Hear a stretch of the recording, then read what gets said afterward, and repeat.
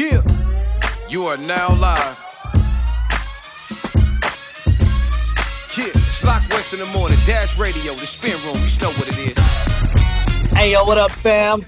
It's your man, Bigg Pwee from the Spin Room. Thank y'all very much for joining us for another episode. I got my crew with me today, man. It's a beautiful day. Monday morning, let's get it popping. I got my girl, Jay Tasha, Miss Everything. What uppers? What it do, baby boo? DJ Ron Sizzle. What's up, man? I'm in the building. What up? I like that Snoop shirt, though, man. Yeah, you know what I'm saying? West Coast, baby. Yeah. And my ride or die, Big Les. What up, Leslie Les? What up, y'all? Hey, hey, hey. All right, man. I'm sitting outside in this on this beautiful day, hanging out. And I said, you know what? Let's get into some entertainment news because I know we got some juice that popped off this week, Les. Yeah, man, the 411 don't stop. So let's start off with your girl, Halle Berry. She announced that she is no longer considering portraying a transgender man in the upcoming film. As you know, she, of course, put it out there on social media, and the trans community was not having it. We already have differences in opinion and diversity when they try and, hire non-Latino actors for a Latin role or a non-Black actor playing, all these crisscross when there are actually actors of that genre who can really bring that reality to the point, to the role. And she just said, I am grateful for the guidance and the critical conversation over the past few days, and I will continue to listen, educate, and learn from this mistake. They, off with her head. They was like, no, just because you Halle doesn't mean that you should get the role. So she apologized, and let's see who they put in this role for this undisclosed title of the film yet. I'll keep you guys posted as that kind of comes to light. Now, for those of you who know me, I love being upside down and on my head. And of course, my dream would be part of Cirque du Soleil. And it's breaking my heart to say this, but they are filing for bankruptcy for protection because of the pandemic. As you know, Montreal-based Cirque du Soleil has been around for God knows how many years. And of course, they were able to finally get an agreement with their existing stockholders for a $300 million injection to help restart the business. So for those people, we're talking background singers, not just the acrobats, the people in the band, the tech people, and all the stage people. It's a shame, but there are a lot of businesses obviously going under, and we just hope that they can pull through. At least I do. It's still part of my dream in my next life. Let me ask you, has anybody seen any of the Cirque du Soleils? No, I've been wanting to go, but I haven't. Well, which one have you seen, Les? Oh my God, which one haven't I seen? I've seen pretty much all the ones in Vegas. I've seen Mystere. I've seen Verikai. I've seen so many that come to LA. You've been to my house, and you know that the pictures that are in my hallway are of Cirque du Soleil posters. So yeah, I've seen a lot. That's like my thing. Anybody want to give me a gift? Cirque du Soleil tickets, FYI. Birthday in December.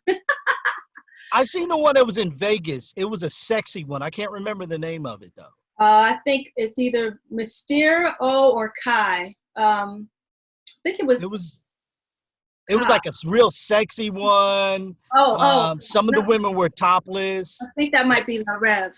Oh, okay. I don't know which one. Yeah.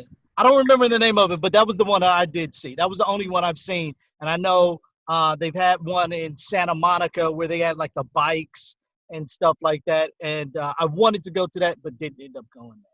Yeah, they're the bomb. So let's just they are. We're with this pandemic and get everybody in order and back in. Kyrie Irving has been producing what has been called #Say Her Name. It's the Breonna Taylor special, a call for action. It actually has aired already on TV, but they're going to try and get it again to replay on more digital and broadcasting channels.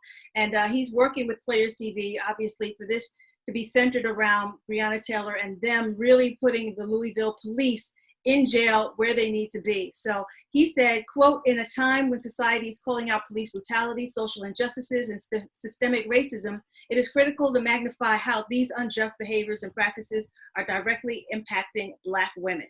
So he's like, I stand with Breonna Taylor, Sandra Bland, and all the other countless women, and really just trying to make sure that justice happens. So shout out to Kyrie Irving on that. Yeah, man.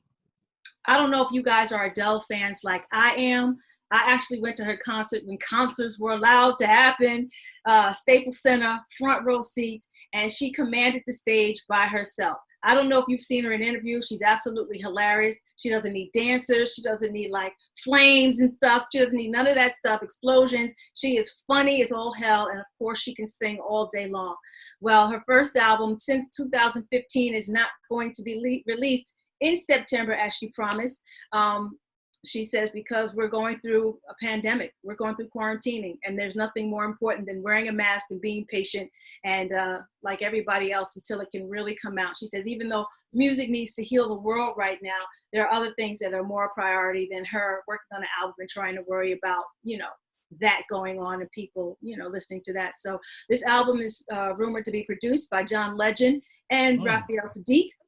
And her last album, 25, sold 22 million copies worldwide, earned 2 Grammy Awards. She's lost a whole lot of weight if you haven't seen her. She shed her husband. She's gotten a divorce. So like Sade, you know how Sade be gone for like a decade and comes back with all kinds of pain and anger and heartbreak. I think Adele is going to have a whole lot going down with this album coming out. So I'm here for waiting for it.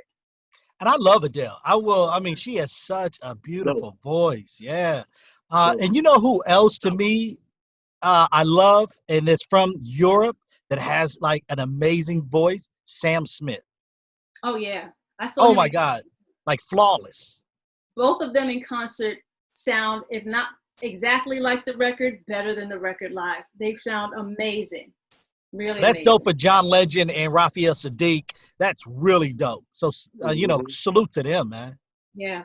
Charlamagne the God is set to host his own weekly talk show on Comedy Central. So everybody knows Charlamagne from The Breakfast Club. Those who even go back in the day further with him when he started radio with Wendy Williams. Congratulations to him. It's going to be a weekly half hour with a focus on current events and cultural issues. Right now, they don't have a firm timetable set for it, but they are trying to get things in production so that he can at least be vocal around November's election, which of course is a big one. And that makes perfect sense because he's been in everybody's ass, from Joe Biden to Kamala Harris to whoever. And I can't wait for it. I'm here for it. Yeah, I think that's dope, though. Salute to him. We got to get Jay Tasha on that, do executive producer or something on that show. There you go. There you go. Now, I don't know if you guys have been watching close to Instagram, especially your girl, Tiffany Haddish. She shaved her head bald this past week, grabbed a pair of scissors, started cutting off her extensions, and then she's like, "Let me get it off me." Had her homegirl take the clippers, balder than you, Pee Wee. She got no hair at all. She just said, "I just cut off all my hair because I wanted to see my scalp." She's like, "I know my whole body. I know where every mole is, but I don't know what my scalp looks like." And then she said, "Nothing is wrong with my brain. I'm not suffering from no emotional shit. I've literally been talking about doing this for years." And I think she was referring to, obviously, Britney Spears having her meltdown and going bald. But she did it. She was laughing and cracking up the whole time. It was a step-by-step buzz, and it was hilarious. Props to her. She looks good. She looks amazing. And, it's the funniest. I wouldn't say amazing, but she looks okay. Ron, don't be taking shots. You missed the hair, Ron? Huh? You missed the hair? No, I'm just saying she looked okay. She don't, she didn't look amazing to me. She looked okay. Okay. Hey, man, a woman that can shave her head bald, that's a beautiful thing. What did you think of Tamar Braxton bald, Ron? Horrible. So you just like a woman with hair? No. Because what's her name? The other chick, she looked cute. Sanaa Lathan. Sanaa Lathan. She looked cute when she had her bald head. Okay. But see, Sanaa did it for a movie role. I don't care. And she still look good. I don't care what they did it for. It's how she looked with that bald head. Okay. All right, Ron. All right, your girl Mariah Carey has finished her memoir called Darling. It's out this September. And I'm like, oh my God, the meaning of Mariah Carey. September 29th, 11 years to the day after Memoirs of an Imperfect Angel. And of course, this book is going to be composed of memories, mishaps, struggles, survival, and songs, and very unfiltered. She says that she went deep into her childhood, gave the scared little girl inside of her a big voice, and she let the abandoned and ambitious adolescents have her say, and the betrayed and triumphant woman that she became tell her side. So, yeah, this is absolutely going to celebrate the 30th anniversary of her self-titled album, first album. So for those of you who are Mariah fans, which does not include me, enjoy. Man, Les. Everybody taking shots today, huh? Enjoy. You know what it is? I love Mariah Carey's voice, right? She can sing out of a paper bag, or at least used to be able to, right? Okay. I just think I hate somebody who has to try so hard to be down, to be sexy. Like, you see her in every interview, and I swear she's wearing her little sister's clothes. She's trying so hard to be like, prove her black side and you know, or be this extra diva. And I'm like, I just need you to show up in a jeans and wife beater and just sing. And even come with no makeup on. And she still look beautiful and sound flawless. But all that extra, I'm not here for it. I'm not here for none of that. It's too much. It's Me too too. much. Yeah. I agree. Yeah. So the police have said in regard to the Pop Smoke investigation that it's been linked to another murder. That Pop Smoke potentially killing one of his assassins before being murdered has not been confirmed yet, but they have released more information on the individuals that they believe are responsible for his deadly shooting, which happened a couple of months ago. They said that they're labeling the posse as a street gang who were linked to the September 2019 murder of Cameron Stone, who was an 18-year-old, being at the wrong place at the wrong time. So a lot of stories still surfacing. Again, rest in peace, Pop Smoke, his family, his friends. But yeah, there's a lot of investigation still going on, saying that he may have been responsible also for another murder that happened before his. So things are swirling. We'll see what happens. So I got a problem with that, Les. I hate to see that, cats lose their lives and stuff like that. But what I have a problem with is the fact that it's always the smoke and mirrors. It's always, well, this might be linked to something else. It's like, let's get to the bottom line to find who killed him. Like, that's it. Let's just work on that. Let's not get into the conspiracy theories or, well, what if this happened, or maybe this tied into this and this, that, and the other. There's still that one person that pulled the trigger at the end of the day. I mean, I get tired of when it comes to black people, it's always, let's find an alternative motive of why it happened. Let's not. Find out who killed the guy. Bottom line. Really, they just don't need to give us the step-by-step, play-by-play if they don't have all the information. If they're still under investigation and they only have, right now they say they have 2 other suspects, age 15 and 17, their names obviously being withheld because they're juveniles. We don't need to know all that until you have the facts and the names and can make a for sure statement, then go ahead. The only people that need to know are his family members. Right, exactly. I'm with you. Yeah. All right, in Spotlight News, real quick, I just want to get everybody's pick on this potential versus battle. I'll start with you, Jay Tasha. T.I. versus 50 Cent. Who do you choose? I rock with T.I. heavy, but I feel like 50 Cent might win. Why? Why? Because I don't know. It's just like he's known for the comebacks. Like, he drags everybody. So I feel like he's just going to come back with, like, some shots fired. Even though Ludacris held it down for Atlanta, I think T.I. is going to put up a big fight, but I think 50 going to win. Okay. Bigg Pwee? I love the energy T.I. has put behind it. Saying like, hey, man, you can't forget me. You know what I'm saying? I'm the king. And, you know what I'm saying? And 50, and I love the way he called 50 out. I will say that. Like, he was like, I'm not waiting on y'all to pick somebody for me. I'm going to pick my opponent. And so if I had a choice between T.I. and 50, I'm going to have to go with T.I. Okay. Ron C. Oh, okay. Well, I'm not a 50 fan, man, but he does have a lot of hits. And T.I., yeah, T.I. is dope, man. I mess with T.I. But if I had to pick one, say who think it was gonna win, I think 50 might win this one. So I'm gonna go with 50. Okay. What Now about I you, Les?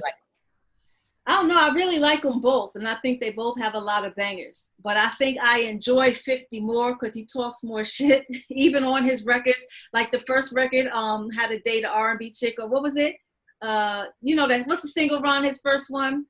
Um, How to rob the industry. how to rob, Like yeah. I love that record. That record cracks me up, and it's an indication of his personality that we see on Instagram. So I kind of skew towards him, and it don't have to be on no G Unit, New York, nothing. I just find him to be more entertaining for me. So I'm going with 50.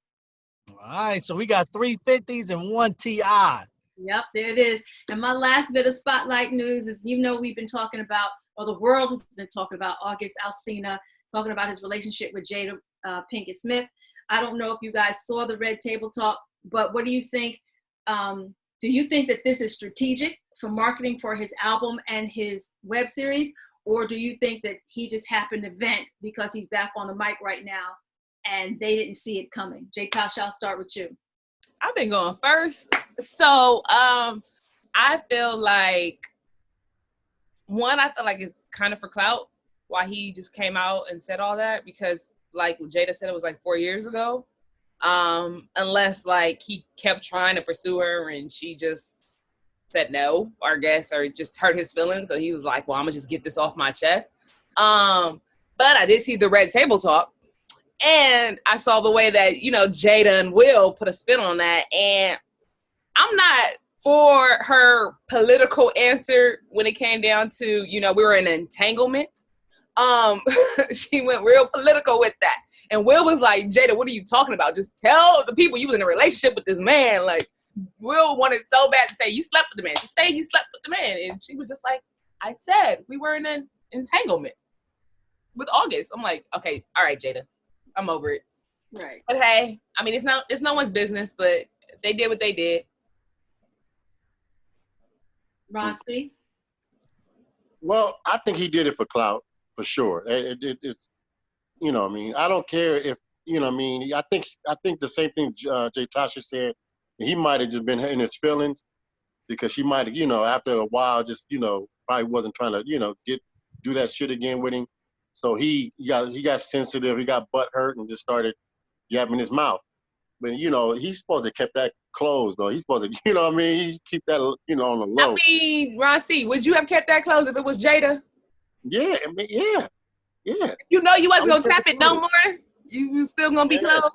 Yes, man, because you don't know. It could have happened again, you know what I mean? Come on, man. He messed it up for all the side niggas. He messed it up for all the side niggas, man. Come on, man. You gotta learn your place sometime, man. You wanted to be the man so bad. I know. Hey, but one thing, you know what? I want to say this, I don't know. Maybe I'm missing it, but when does Jada become this talk show host? You know, song called healing people and stuff like. I didn't know she was even into that. Oh, so I don't understand. She's been doing Red Table Talk for a while now, I believe. No, I know that.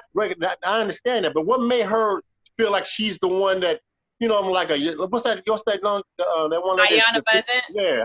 What makes her feel like she's one of those? Did she go to school for the shit, or she just? I'm just asking. I'm just asking. Did she get a PhD in this? Because, you know what I'm saying? Like she going around helping motherfuckers. She's like, I'm going to help this person. I like to heal people. I'm like, what, bitch? What you, nigga? You Jada Pinkett. First of all, she did say that healing others was helping her heal herself. So it was like a way to try and heal herself. So that's kind of how she was like dealing with whatever demons or whatever she was going on. But I mean, I get what you're saying, Ron C. Like I don't understand where that came from. Like, where is this coming from? I think she's following Will's lead because Will has become so vocal and on his journey doing his bucket list and just talking about, just saying quotes or whatever, that they just kind of like, well, we got a forum now. Everybody got their own show, and this is what my show is going to be about. So let's let them inside the walls. But go ahead, Pee Wee, you answer, and then I'll double back. Hey, so real quick though, Ron, if you sat down at the red table, would you take Jada's advice? On what? Like whatever the discussion is. Nah, Since man, she don't have no She PhD. don't qualify, man. She don't qualify for no damn Dr. Seuss. Come on, man. Nah, man, I'm not listening to her, man. I'm not listening to her. I thought it was very interesting. I think it is August Alsina doing it for hype, no doubt about it. I mean, when you have an album that's about to drop, you trying to get any kind of buzz possible so people can start talking about you. And so I really think it was hype between Jada and Will Smith at the red table. Of course, this was planned out. They talked about this when they sat down. I thought it was very hilarious that Will did tell her, like, Jada, just get to the point. Like Jay Tasha said, like, yo, just tell everybody you smashed, dude. Like, stop trying to the engagement. Like, what? Like, where'd this come from? No, entanglement. I'm sorry, entanglement. Like, where'd this come from? So I think really at the end of the day, I think it is hype. Will and Jada, they know what they're doing. No telling if they got something in the cookbook ready to stir up themselves right now, man. So I think really this is all hype. I agree with you, Pee Wee. We've seen August Alsina as a guest on the Red Table Talk show before, and he was talking about his mental health, and so you kind of knew that there was a relationship then. But Will and Jada are no rookies in this business, and everybody has a strategic plan, and especially about marketing, and it's no accident that he decided to talk about this when his album was coming out, when his series or whatever of his biographical whatever was coming out, as well as ratings for Red Table Talk and more viewership. So they're all in cahoots, and I don't think they even needed to make an explanation to the fans. It's their business, and I get that they've always talked about their relationship and stuff, and all they have to do is, well, we got an arrangement and it works for us. They don't even have to say that much, but it's nobody's business, but we're all in the business now, So I did not want to bring up Kanye West going for president the same way that Pee Wee doesn't like to talk about Tekashi 6ix9ine. So I'm just going to leave it there and say that's it for me as far as entertainment news goes. Y'all want to talk about it? Go ahead. I think it's a joke. Anybody want to say anything about Kanye, or we're going to leave it at that? Dang, Ron, that's how you feel? I mean, I'm glad that he said he's not running for Republican or Democrat. He's just running independent or something like that. You need to run a marathon, and that's it. That's it. Well, I mean, bottom line to it is it's all hype. Again, if we talk about August Alsina, this is Kanye West also doing the same exact thing. Just the buzz of the conversation and the talk. He got an album that he's working on and he's going to drop. So this is the great opportunity to talk about this and everything like that. Marketing, the Kardashians are like the marketing gurus right now on how to market.